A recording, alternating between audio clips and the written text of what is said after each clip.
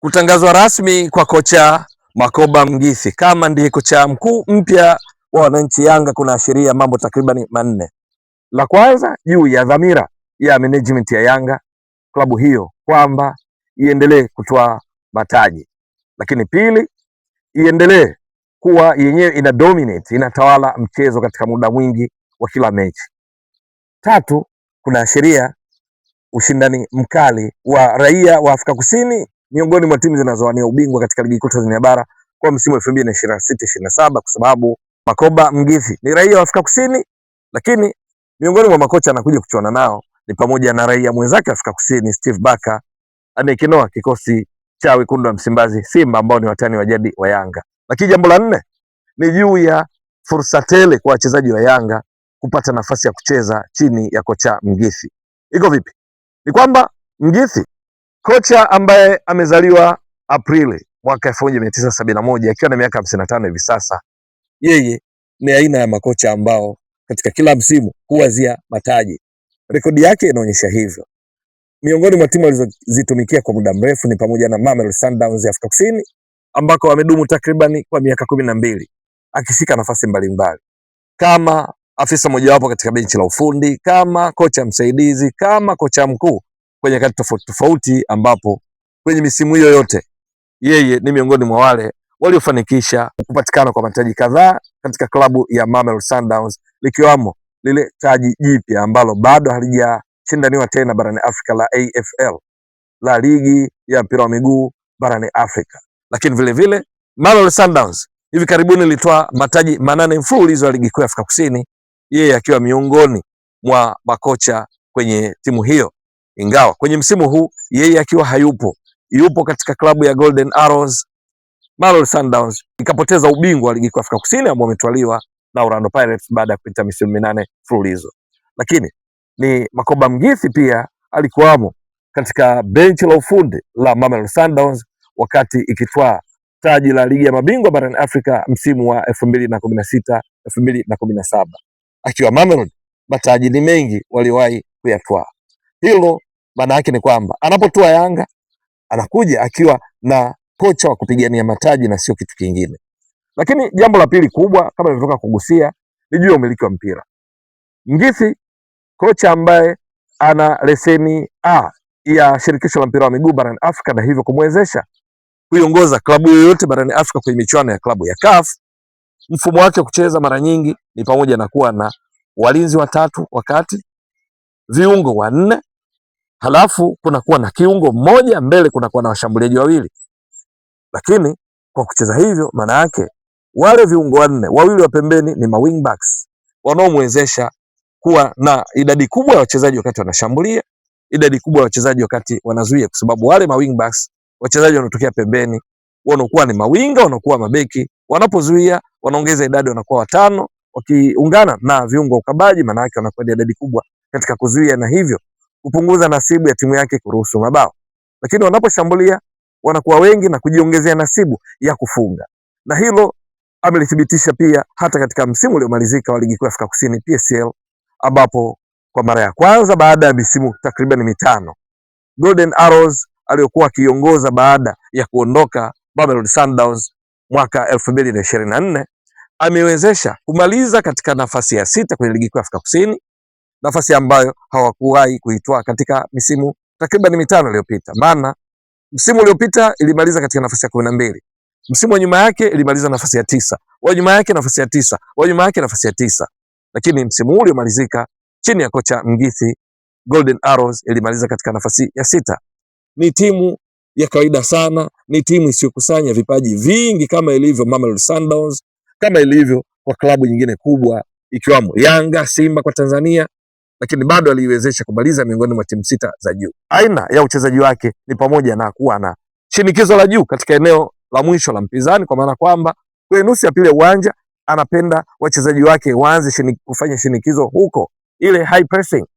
Lakini pili, huwa anapenda pasi za mzunguko za haraka.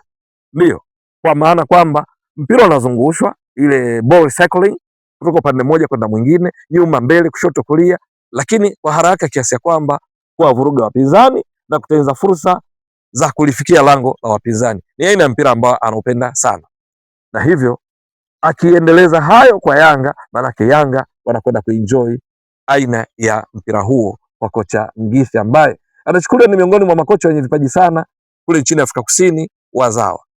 Lakini juu ya ushindani, yeye Steve Barker ni raia wa Afrika Kusini, ametua Simba akitokea Stellenbosch, tunafahamu vizuri. Sasa na yeye anapotua akiwa na Yanga kama alivyotambulishwa, manake kwa haraka kabisa zile timu mbili za juu ambazo katika msimu uliomalizika wa ligi kuu Tanzania bara zilitoa hizo nafasi. Yanga mabingwa namba 1, namba 2 wekundu wa Msimbazi Simba. Ni kwamba raia wa Afrika Kusini wawili wanachuana kwa timu hizi ambazo ni watani wa jadi. Hiyo ni burudani aina yake kwa wafuatiliaji wa mpira wa miguu na hususan ligi kuu Tanzania bara. Lakini jambo kubwa zaidi ni pamoja na juu ya nafasi kwa wachezaji ndani ya kikosi cha Yanga, kwa sababu Mgithi anafahamika kule Afrika Kusini. Miongoni mwa kile ambacho wakosoaji wake wengine wanachukulia kwamba ni kasoro, ni juu ya maamuzi yake ya kutoa nafasi za kucheza kwa wachezaji wengi zaidi kwenye timu. Yaani huwa hana kikosi cha bandika bandua kwamba kila siku ni mchezaji XYZ, la hasha. Kwa nyakati tofauti tofauti, akitambua kwamba timu yake inashiriki michuano mbalimbali, na hasa alipokuwa Mamelodi Sundowns, kuna kipindi alitoa nafasi kwa wachezaji 32 ambayo ilikuwa ni rekodi sio tu kwa ligi kuu Afrika Kusini, lakini pia hata katika ligi nyingine kubwa barani Afrika. Ni nadra kuona kocha wa timu yenye kusaka mataji toa nafasi hizi, zile rotation, nafasi ya kucheza kwa wachezaji 32 kwenye kati tofauti tofauti kwa vikosi tofauti tofauti. Hii ni tabia yake, na kwa lugha nyingine wachezaji wa Yanga wajiandae kwamba washindwe wao tu, lakini nafasi ya kucheza kwa Mgithi huwa ni ya kutosha ili kutoa fursa kwa vipaji mbalimbali kuonekana na hatimaye kuleta ushindani ambao mwisho wa siku kuinufaisha timu. Lakini pamoja na yote, kubwa zaidi ni juu ya ushindani kwenye michuano ya kimataifa. Mgithi kama nilivyotoka kueleza awali, akiwa na Mamelodi Sundowns amepata uzoefu wa kutosha juu ya michuano ya klabu ya CAF. Tunapozungumzia Mamelodi Sundowns hivi sasa ikitajwa kuwa ndio klabu namba 2 kwa ubora, hivi sasa ikiwa ndio klabu namba 1 kwa ubora barani Afrika kwa viwango vya CAF. Katika safari yake Mgithi ni sehemu ya, kwa sababu aliitumikia kwa miaka 12, wachezaji kadhaa nyota ndani ya Mamelodi Sundowns amekuwa akiwafundisha na hivyo kusaidia juu ya mafanikio yao kwa namna moja ama nyingine. Sasa ujio wa Mgithi maana yake ni kwamba Yanga hii ya sasa chini ya rais wao Engineer Hersi Said, makamu wake Arafat Haji, wajumbe na viongozi wengine akiwemo CEO Mtine, maana yake wanajihakikishia kwamba wanakwenda kuwa na Yanga yao ambayo itaendelea kupigania mataji, itaendelea kucheza mchezo mzuri, itaendelea kuwa dominate kwa tawala wapinzani. Kumbukwe msimu uliomalizika 2025-26 Yanga ilitoa kwa mara nyingine tena taji la ligi kuu Tanzania bara mara ya 5 mfululizo. Lakini Yanga ambayo kwa vipimo vyake imeteleza, ndio kwa sababu haijatoa tena taji la kombe la shirikisho la benki CRDB ambalo ilikuwa imelitoa mara 4 mfululizo. Ujio wa Mgithi maana yake changamoto alionao ni pamoja na kuwania taji hili. Yanga katika msimu uliomalizika haikutoa tena taji la kombe la muungano ambalo ililitoa katika msimu uliopita. Maana yake hii pia ni changamoto nyingine kwa benchi la ufundi la Yanga chini ya Mgithi. Lakini vile vile Yanga ilimaliza katika hatua ya makundi nafasi ya 3 kwenye kundi lao kwenye ligi ya mabingwa barani Afrika. Mgithi na benchi lake la ufundi watatakiwa kuivusha Yanga kutoka katika nafasi hiyo, kwamba sio tu ifike makundi, lakini iende mbele zaidi kwenye mtoano, ikibidi nusu finali, ikibidi finali, ikibidi ubingwa, kwa sababu kwenye hatua ya robo finali ni hatua ambayo Yanga msimu wa 2023-24 iliwahi kufikia ikiwa chini ya kocha Miguel Gamondi, na ilitolewa kwa mbinde, kwa matuta na Mamelodi Sundowns ambayo miongoni mwa maafisa wake wa benchi la ufundi alikuwemo Mgithi. Hakika kuna mambo mengi mazuri bila shaka kwa Yanga, lakini miongoni mwa changamoto ambazo pia anapaswa kujipanga nazo, mbali na hizo nitoka kuzieleza, ni ukweli kwamba akiwa Mamelodi Sundowns kuna baadhi ya wachezaji waliokuwa nao pengine kwa Yanga kuko tofauti kidogo, na hivyo wakati wa usajili bila shaka management ya Yanga itamshirikisha ili apate wachezaji ambao wanakwenda kumpatia kile ambacho anakitarajia kwa klabu yake mpya ya Yanga juu ya kucheza soka la kasi, pasi nyingi, mashambulizi mfululizo. Uthibitisho juu ya namna anavyoshambulia na kupenda kufunga Golden Arrows inatoka kuigusia, ambao ni timu ya kawaida sana katika ligi kuu ya Afrika Kusini, si miongoni mwa zile top clubs kama ilivyo Yanga, Simba, Azam, Singida Black Stars. Lakini msimu uliomalizika wa ligi kuu ya Afrika Kusini, Golden Arrows kwa mara ya kwanza ndani ya misimu mitano sio tu kumaliza nafasi ya 6, lakini pia imekuwa miongoni mwa timu zilizofunga mabao mengi. Ukiondoa Orlando Pirates iliyofunga mabao 58, Mamelodi Sundowns iliyofunga mabao 57, ambazo ni timu mbili za juu, inayofuatia kwa kufunga mabao mengi ni Golden Arrows. Ingawa iko nafasi ya 6, lakini kwenye mabao ni timu ya 3 kwa kufunga mabao mengi katika msimamo wa mwisho wa ligi kuu ya Afrika Kusini PSL, ikiwa imefunga mabao 34.